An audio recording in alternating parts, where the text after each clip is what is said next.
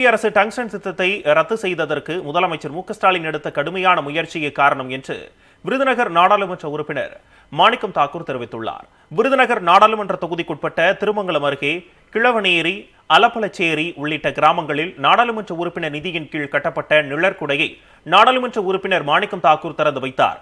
பின்னர் செய்தியாளர்களிடம் பேசிய மாணிக்கம் தாக்கூர், தமிழ்நாட்டில் மகாத்மா காந்தி வேலை உறுதி திட்டத்தை ஒன்றிய அரசு வஞ்சிப்பதாகவும், திருமங்கலம் ஒன்றியத்தில் 100 நாள் வேலை திட்ட தொழிலாளர்களிடையே ஊதியத்தை நிறுத்தி வைத்துள்ளதாகவும் குற்றம் சாட்டினார். மேலும் டங்ஸ்டன் விவகாரத்தில் மாநில அரசை கேட்காமல் ஒன்றிய அரசு செயல்பட்டு வந்ததாகவும், இத்திட்டத்தை ரத்து செய்ய முதலமைச்சர் மு.க.ஸ்டாலின் எடுத்த கடுமையான முயற்சியே காரணம் என்றும் அவர் கூறினார்.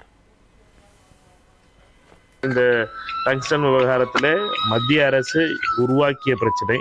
மத்திய அரசு மாநில அரசை கேட்காமலும், பஞ்சாயத்து அமைப்புகளை, உள்ளாட்சி அமைப்புகளை மக்களை கேட்காமலும் எடுக்கின்ற தாண்டோடித்தனமான முடிவுகளுக்கு கிடைத்த அடியாக பார்க்க வேண்டும். தமிழகத்தினுடைய முதலமைச்சர் எடுத்த கடுமையான முயற்சி, தன்னுடைய தீர்மானம் நிறைவேற்றி, அந்த தீர்மானத்திலே முதலமைச்சர் பேசும் பொழுது தேவைப்பட்டால் அதற்காக பதவியும் விலகுவேன் என்று சொன்ன கடுமையான வார்த்தைகளுடைய விளைவாலும் மக்கள் போராட்டத்தாலும் கிடைத்த வெற்றி. இது கிஷன் ரெட்டியாலோ அண்ணாமலையாலோ கொடுக்கப்பட்டது கிடையாது.